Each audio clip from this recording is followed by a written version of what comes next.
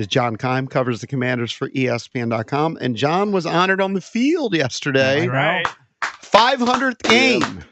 Job well done. That's what was your games. first game, John? What was your very first game? What year was it? Who'd they play? 1994. And God, I think it was, I want to say the Chargers.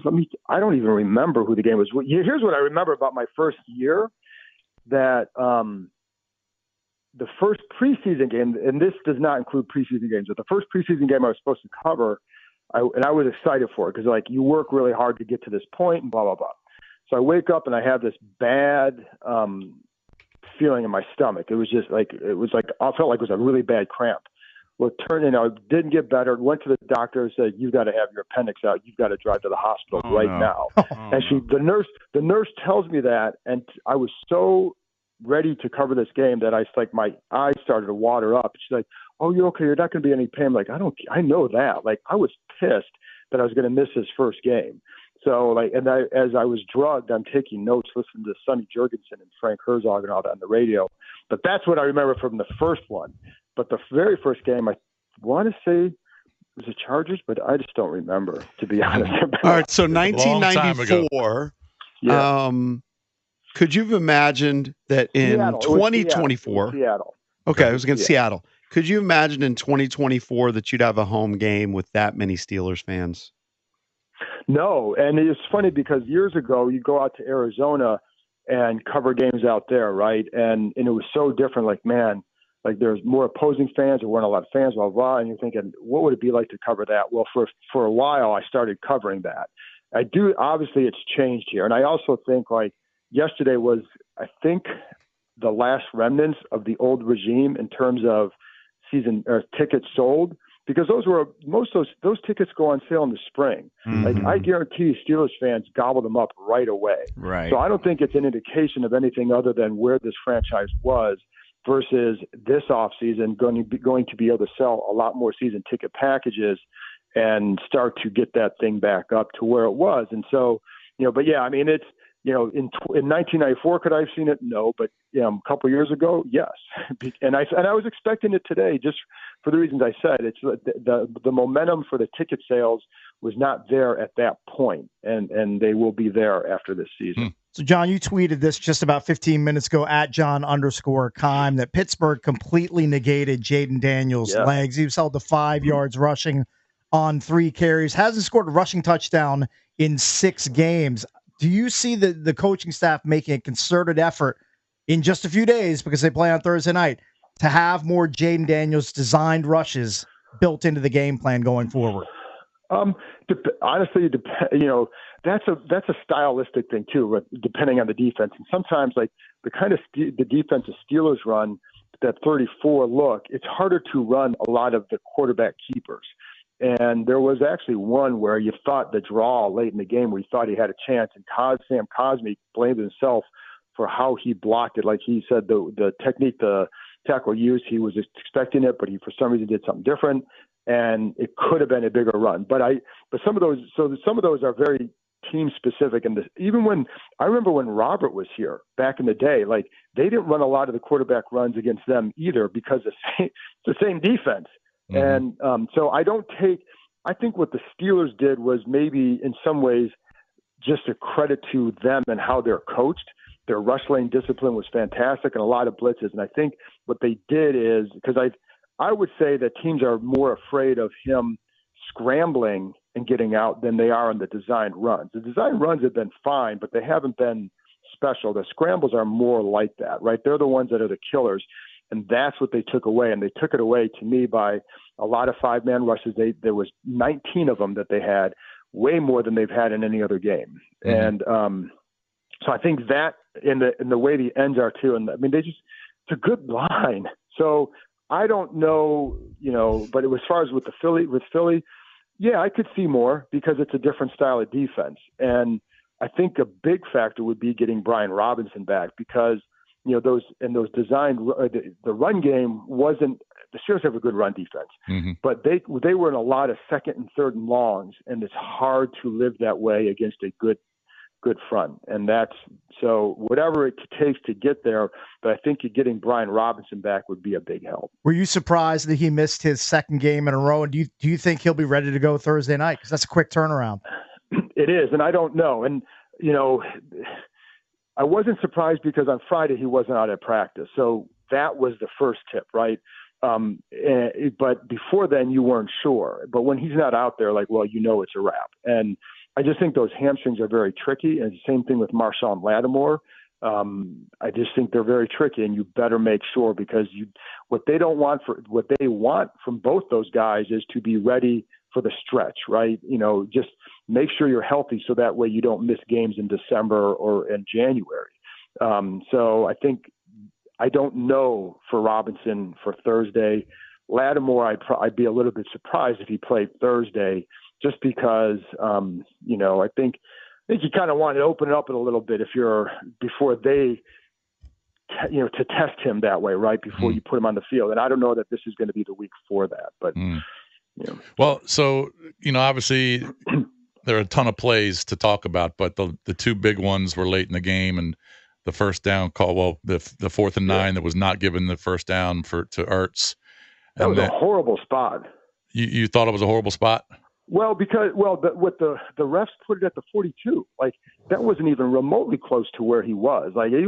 He was right at the line. Whether or not you get it or not, it was inches. They had him a yard back. That was ridiculous. I thought it was a coin flip. I said earlier. It was a coin flip. I said earlier, Ertz has to make sure he gets to when he catches the ball. He's a veteran. He needs to get beyond that first down marker, so there's not a and make it a no-brainer. And that's fine. Was he just sitting there?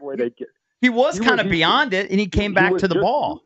Yeah, he was just there. And here, I think, if they had ruled it a first down, I don't have an issue with it. I don't think it was, so I don't, but I think it was whichever way you're going to rule, probably weren't going to overturn it. But to put it a yard back was ridiculous. Yeah, and then of course the Johnny Newton penalty that gave him the game. Yep. I don't think the Steelers were going to run a play there. So they were not. They were not going to run a play. So, and I understand he's a rookie. It's instinctive. But I wonder if Bobby Wagner said in the huddle, hey, they ain't running a play here, bro. Don't move. I'm sure he did. Yeah, I'm sure he did. And he still did. It's hard. You're yes, I would be quite sure of that a guy like that would say They that. Probably all knew it. Yeah. Yeah, no, I just, he's a rookie. It's instinctive. And and I'm, that cost him a shot to get the ball back. Correct. It doesn't cost him the game. There were too many other plays, whether it's a missed throw, a drop, whatever, or a blown coverage, that factored more. But that was it was an over-anxious rookie, and it cost him in that spot. I was shocked at the number of people that were attacking Jaden on my timeline. And certainly Jaden didn't have his best game. But I thought he was still pretty good. Just plagued by some drops. I'm not blaming receivers. It is what it is. I thought he was pretty good. That one throw he made on the side, I keep remarking to the guys, that was the strongest throw I've seen from him in 9 weeks. But he also missed some wide open guys. Okay, but everybody misses guys. Yeah. But every game, even when he's at 80%. All right, but you got to be semi-critical. QBR was in the 30s. Who cares? To my eye test, he was pretty good. They didn't lose because of Jaden. I just think it's crazy. No, but he was off. It was his worst game. A worst game of all good ones. Yeah. Well, I think you got to be critical. He wasn't that good. I don't think he was that bad. Okay, we'll disagree. Go ahead, 100%. John. I will argue till 10 a.m. He wasn't horrible, but he missed some guys who were wide open.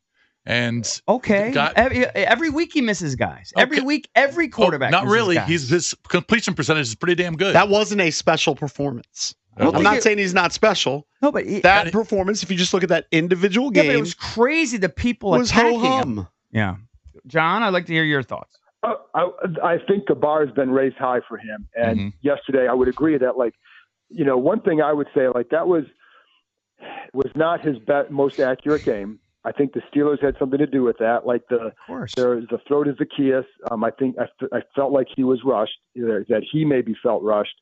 I think he was rushed on a lot of them, actually. Yeah, I think he was definitely rushed onto some of them. I think there were a couple times where there were some throws that were off, and sometimes I think he's almost throwing it away but getting in the vicinity of a guy. Like there was one time he's avoiding a sack in the first quarter, throws it to Ertz, and it's like behind him a little bit, but like he had no chance to complete it. It was to avoid a sack. And here's a guy just, you know what I mean?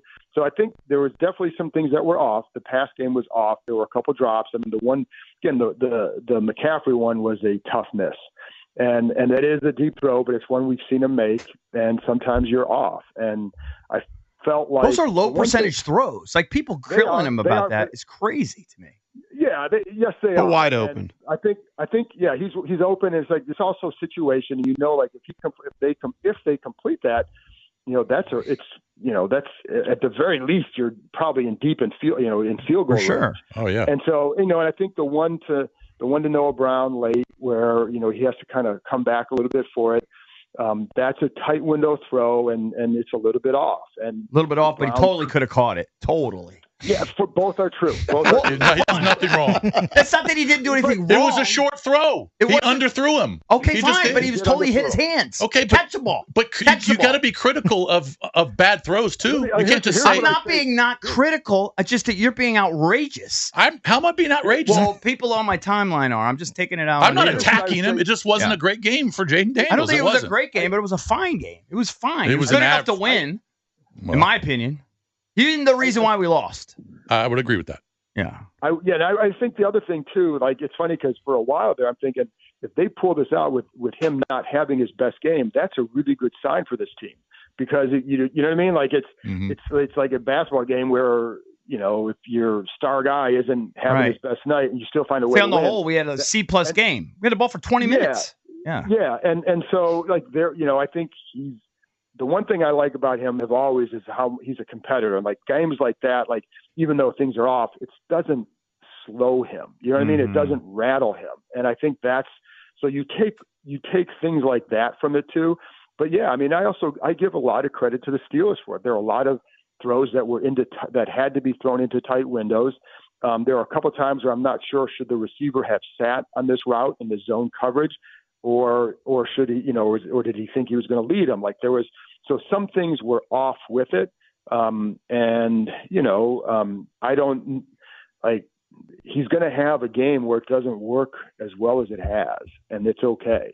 Right. And I think the guy who would say that the most, who was more critical than anybody in your timeline is Jaden himself. Like he's not, there may be guys here in the past who played the position who wanted to hear everything good about it.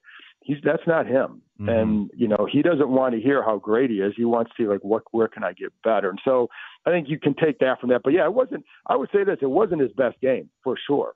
100%. But 28-27, they got a shot still despite that. And I think like the thing I take from that one too is that they're right there with Pittsburgh. Pittsburgh's a good team.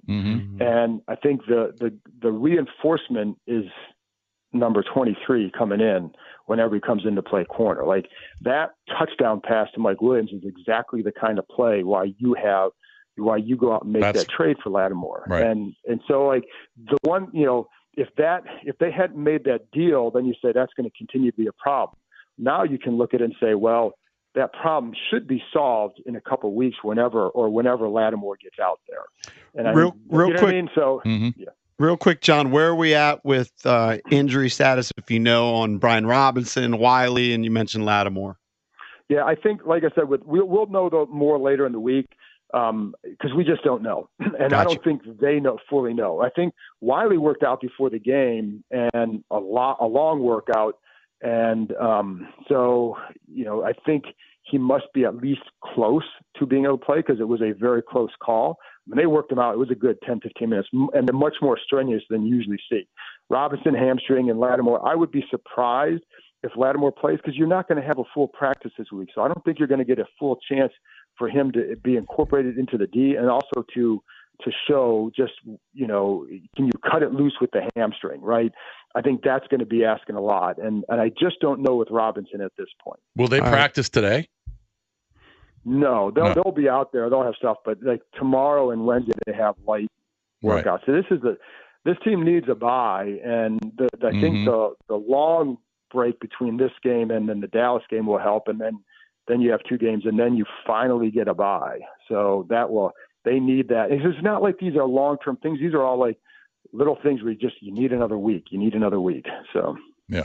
All right, JK. Thank you, John. Thanks, John. Congrats on 500. Thank you, man. Keep debating that Jaden stuff. Yeah, another 500. You're close to we do every week. You're halfway to 1,000 games covered, John. You're close. Well, it'd be nice if there were a few playoff games in there somewhere too. I think you're going to get one this. I think we'll have one this year. Yeah, I think there'll be at least one. So yeah. All right. John Keim covers the Commanders